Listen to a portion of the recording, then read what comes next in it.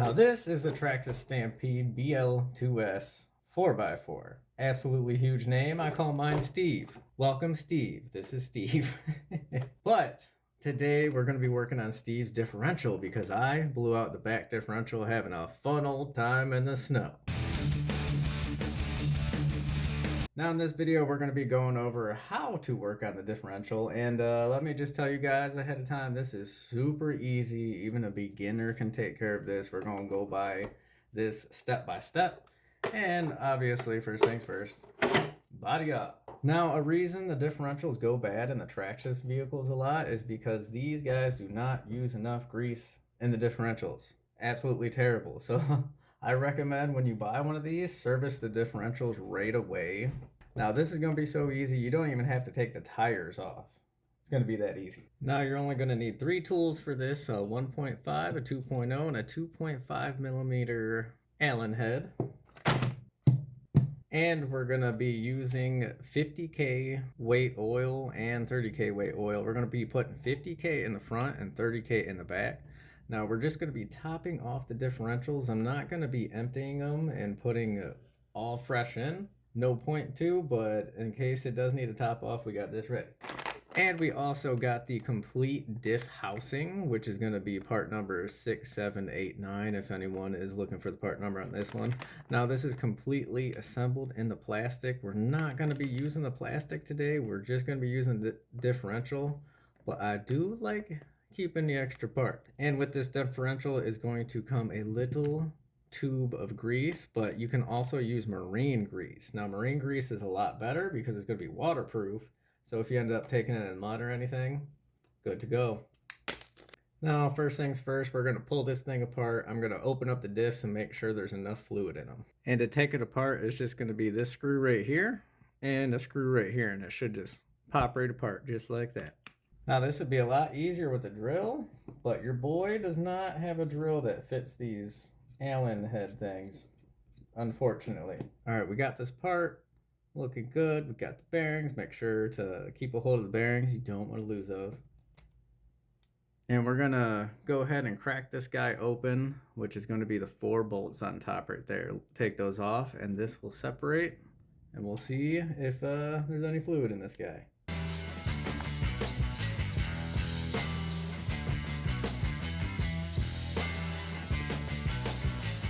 And here we go, last screw, bam, bam, and then we're just going to lift it off the top like so. Oh, wow. I'm glad I checked because they don't even have silicone. They just got normal grease in here. What? Well, we're definitely going to be filling this up because it's a bit low. Now, I don't know if you could see it there. They put just normal grease in it. It doesn't even look like silicone grease, but it is low. Now the way you could tell it's low, there's a little cross pin. Now you want your fluid to fill up a little bit over this little cross pin in the middle, and we're just a little bit low, so I'm gonna top this dude off. And because this one's gonna be going in the back differential, we're going to be putting 30,000 weight in it. This guy right here. Now this comes in a pack. It comes with 10,000, 30,000, and 50,000. And if you guys want the part number, it is 5136X. All right, we're just going to take this dude, we're just going to fill it up a little bit. Now you don't want to overfill these because they do heat up and the liquid in them expands. So you definitely don't want to overfill it or it'll blow out your seal. That'll be super bad. Now I'm just going to rotate a little bit. Now be careful when you rotate it. The spider gears on the inside can pop out on you. Now I'm just going to rotate this a little bit and then just kind of let it settle, see where it's leveled at, and top it off the rest of the way. All right, nice and topped off. Might be able to see it, might not, but it's a little bit over that cross pin in the middle, right there. So all we got to do is pop this back on. Be mindful of the seal. Make sure that dude is in place. And then you're just going to place it on, line up the holes, and then redo the screws back up. Now be super careful of doing the screws back up. You do not have to tighten it super hard, otherwise you're just going to strip it out and this thing will blow apart on you. Snug is the name here. And tightened up. Make sure the action is good. We got the other side spinning. Everything feels nice and good. This thing is ready. Now comes the fun part of tearing apart the truck here. Now, first things first, we're going to take off the bumper. Now, I have the wheelie bar and the light bar attached to mine, so you might not have to deal with all this extra, but it's going to be too bolts right here and a bolt right here. And then two bolts on top right here, and the bumper will come off. Now, I have the wheelie bar and the light bar attached to mine, so you might not have to deal with all this extra, but it's going to be two bolts right here and a bolt right here, and then two bolts on top right here, and the bumper will come off. There we go, two top bolts out. And now remember, when working on all this stuff, this is all plastic threading, so be careful tightening everything up because you will strip stuff very easily. And this screw is extremely bent. I don't know if you guys could see that, but wow. This thing got hammered. Okay. And then with those three bolts out, bumper comes out. Well, you don't have to take off the two right there with the bumper. I did lie about that. So this is removed. I'm going to just place that to the side. And then we're going to have two more bolts to take care of, which is going to be right here and right here on both sides. And this cover should pop right off. I forgot to also mention that the block that's holding the rear end on here, this block at the end right there, my thumb's touching, you got to take those two bolts out right there so you can take this off too.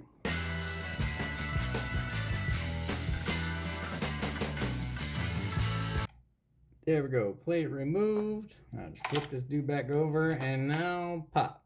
That is off. Now what is going on with my differential back here? We just got to take the drive shaft screws off as well. Get the drive shafts disconnected from the differential, which is going to be the little screws attached to the drive shaft. One on this side and one on that side. Alright, both screws out so the drive shaft can disconnect. Now, like I said, they barely put any grease in here. Alright, we got it out.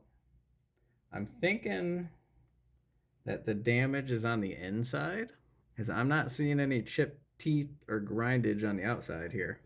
And even the pinion gear on the inside looks pretty clean as well.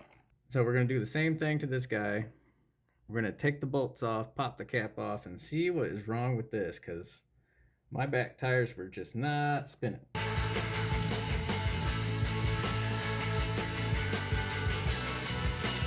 Alright, last few screws coming out. Okay, let's take a look inside here and see what the problem is. Now, other than the fact that it is absolutely low on fluid, as you guys can see, it is way under the pin there. Now, it's very silver on the inside, so these things been grinding, but I can't really see what the actual issue is, so I'm going to pop these out and clean everything up so we could actually see what the culprit was, because I'm super interested.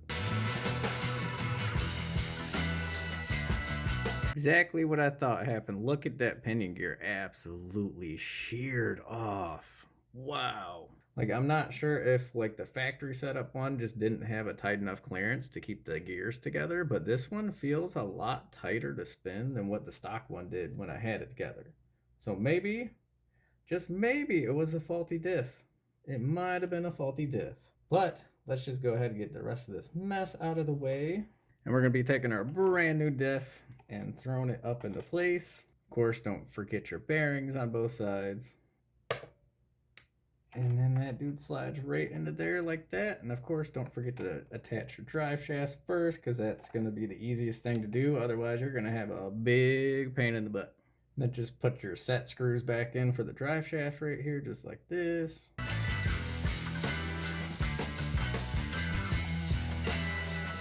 And number 2 in just like that. Bam!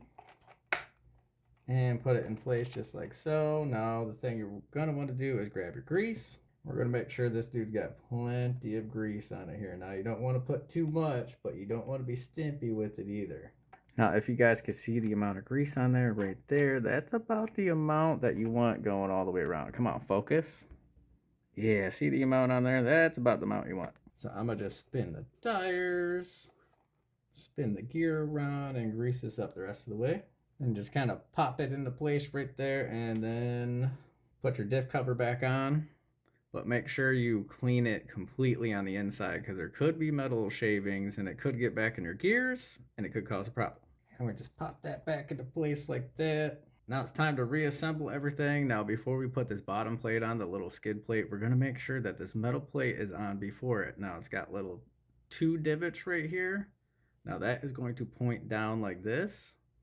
So when it goes onto the truck, It's going to go straight on to the hinge pins right here, scoops down, and then this plate go right over top of that, and then screws in the bottom.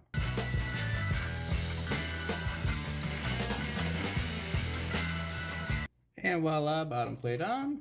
Now we're going to be putting in these 2 screws that go in the top of the cover right here. And remember to be easy when you're tightening this back up, because if you strip it, you're going to have to buy some new parts and you're going to cost yourself some money, and nobody wants that. Nobody wants that. I want to break the parts on the field. I don't want to break them while I'm working on it, boss. But just give that a light little snuggins. That is good to go. Got the bottom plate on. Diff cover is in place. And then all we have to do is reinstall the bumper. And just like that, our diff service is complete. And I will have rear wheel drive again, baby. And to get this bumper back on, just got to put this long screw in the bottom right here. And then the 2 screws in the very top, right on top of the bumper. And snug it down, and just like that, our diff service is complete, baby. All right, now that the back diff is done, time to service the front. Now, I'm not having any problems with the front, but I want to pull it apart, make sure there's enough grease in it, make sure that there's enough lube inside of the diff, just to make sure everything is good and I don't have another blowout, which is going to be pretty much the exact same procedure as the back end. So first things first, we're going to be taking off this bottom skid plate with 3 screws here.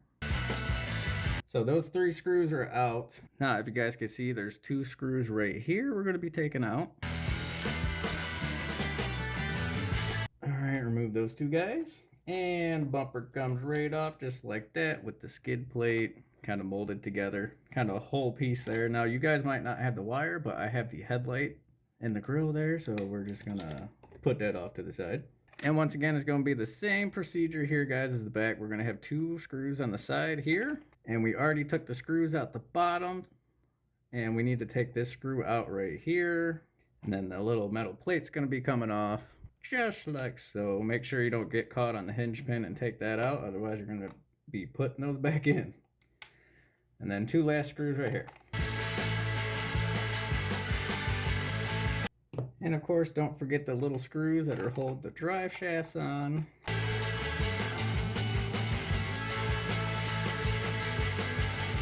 And last drive shaft screw out, cover off. See what I mean? There's barely any grease on this. Look at that. That gear should have so much more grease on it. It's pretty much bare. So let's go ahead and pop this dude out. We're gonna open up the inside of it because didn't mean to do that. Because we need to look on the inside, make sure there's enough fluid on the inside. Then we're going to re-grease all this and smash it back in. Now, feeling the difference of this turning compared to the new one, so much tighter. This one has some looseness. I'm wondering if they messed it up from stock, making it too loose and making it skip, making it grind and bust. And once again, we're going to be taking out the top 4 bolts on this guy right here. All right, last screw here. Let's see what kind of magic we got inside. Oh yeah, crack it open. Oh man, oh, this one's bone dry. Absolutely bone dry. Are you kidding me? Yeah, guys, definitely service your diffs because they do not fill the stuff up from stock. Are you kidding? Wow, I'm glad I tore this apart because I would have had to tear this apart later down the road because this thing would have been toasted. Now we will throw some 50K weight into the front diff here. Now the reason you want to use thicker weight in the front than the back is the thicker the weight, the more the tires will spin together, almost like a posi traction. And putting it heavier weight in the front will make the front tires spin together, kind of pulling you through a turn, making the cornering a little bit better. And having lighter weight in the back makes it so the back tires can spin independently, so you could actually take a corner a little bit better. Now, if you put thicker weight in the back, you'll be better at doing wheelies and doing like spinning out in a corner and stuff. But I'm going with 50 in the front, 30 in the back, because that's what I like. Now we're going to fill this up to that little bar going across. We're going to put it a little bit above that guy. Now we're going to put a little bit in there, kind of spin the gears a little bit. Make sure you don't pop the spider gears out because that's just not what you want. And then we're gonna let it settle and then top it off the rest of the way. There we go, topped off just a little bit over that bar going across the middle, absolutely perfect. And then we're just gonna slap this dude on top, line the holes back up, retighten the screws, make sure you tighten them in a crisscross pattern, make sure the seal goes on evenly. There we go, back together, make sure it spins and it's free. Oh yeah, that feels much tighter. It was feeling real loose with no oil up in there. Then bearings back on. Hook your drive shafts back on with the little pins here. I always like to do that first because it just makes it a little bit easier. Then I grease everything. But you could grease it beforehand if it is easier for you. That's just the way I like to do it. Alright, last drive shaft on. Let's go ahead and make sure we grease up our gear here. Of course, let's get a little zoom in on the gear. Now you guys want about that much grease going around. It's not all that much. It's just enough to kind of fill the gaps. It'll kind of spread around a little bit. If you put a whole bunch, it's just going to fling off the gear anyway. There we go. Enough grease is up in there. Then we're just going to slap the diff cover back on, but we're going to clean it out real quick. Diff cover on. And of course, you want to put the 2 screws that go on the top right there, right there. There we go, all snugged up. Of course, don't make it too tight. Now, next thing you want to do is put your little metal bracket on. Now, it's got a little flare on the top right here. It's not super important that you put it the proper direction, but flare up. You're just going to slide it onto the hinge pins here, followed by the screw in the middle. All nice and snugged up, and now we're going to slip the bumper back on. Which, if you see right here, there's like a little stick out piece. You gotta slide it up under this plastic and pop it into place just like that. And then replace your 2 screws that go in the holes right there. There we go, both of those snugged up. Now we're gonna flip it over. Do up the 3 screws on the bottom of the skid plate here. And last screw, snug it up, good to go. Now we're just going to spin each tire on the front back. Make sure it's all smooth, and then we're going to spin them together. Make sure everything's spinning together here. Oh yeah, beautiful. And just like that, she is ready to hit the road again, baby. Now, if you guys did like the video, don't forget to smash that like button, subscribe to see some more awesome content by me, and, you know, see me rip this thing again. And guys, stay tuned.